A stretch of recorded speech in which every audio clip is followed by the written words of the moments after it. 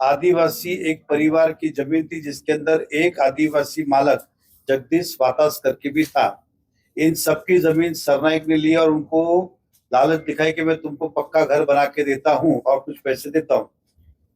कुछ लोगों को पैसे दिए, कुछ को नहीं दिए। उसने घर के बदले में क्या किया, तो जो चेना में सुरेखा होटल है वहां पे मैंग्रोव काट के इलीगल घर बनाए जिसमें नगर पालिका की परमिशन नहीं कुछ थी, और चारों बाजू पत्रे लगाए गए और उनको उस तरह घर दिया। उसमें एक आदिवासी को पता चला कि अपना घर आज भी तो कल टूटने वाला है, हमारे को सरनाइक ने फंसाया है, वियांग कंपनी ने फंसाया है। इसके लिए उस आदमी ने परेशान होकर सुसाइड किया, ऐसी हमारे पास पूरी जानकारी है। इसलिए सरनाइक ने राजीनामा देना चाहिए और सरकार ने इसको गंभीर लेके इस पे कार्रवाई करनी चाहिए। जगदीश वतस नाम के व्यक्ति को 24 तारीख को शाम को सुसाइड करना पड़ा। असली उसको मानसिक त्रास इसी बात का था कि परिवार कैसे चलेगा, जमीन भी चली गई और घर भी आज नहीं तो कल जाने वाला है। एक दूसरा, सरनाइक ने जो सेवन कंपनी के ऊपर आरोप लगाते हुए हर बार जो मुझे झूठते हैं, देखिए सरनाइक मीरा भाईंदर में कुछ काम नहीं करते, खाली आते कुछ बातें करके चले जाते हैं। 3 प्रकार की कंप्लेंट थी, तीनों प्रकार में कोई तथ्य नहीं है और जिसका रिपोर्ट कलेक्टर साहब को भेजा गया है तो कलेक्टर साहब ने एक तरफा उनके रिकॉर्ड में था वो भेजा।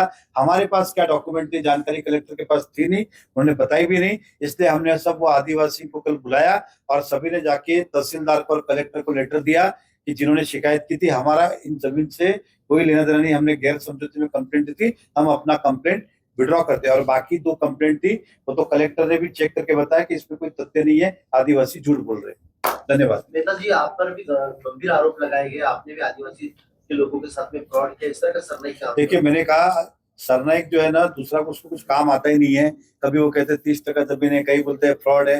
मैंने आपको डॉक्यूमेंट दिए कि सारे डॉक्यूमेंट के हिसाब से सभी का पेमेंट हुआ है और जो भी व्यवहार हुए हैं वो सरकार के नियमों के अनुसार ही हो रहे।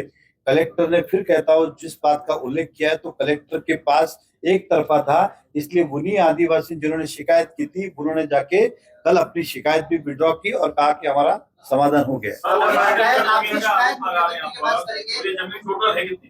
60 कुंटल कुछ ऊपर है। प्रताप सरनाइक से कहा कि आपकी शिकायत मुख्यमंत्री के पास लगाई जाएंगी जिस तरह से आपने आदिवासियों की जमीन के साथ फ्रॉड किया है। मैंने खुद और में जाके मुख्यमंत्री साहब को सब बताने वाला।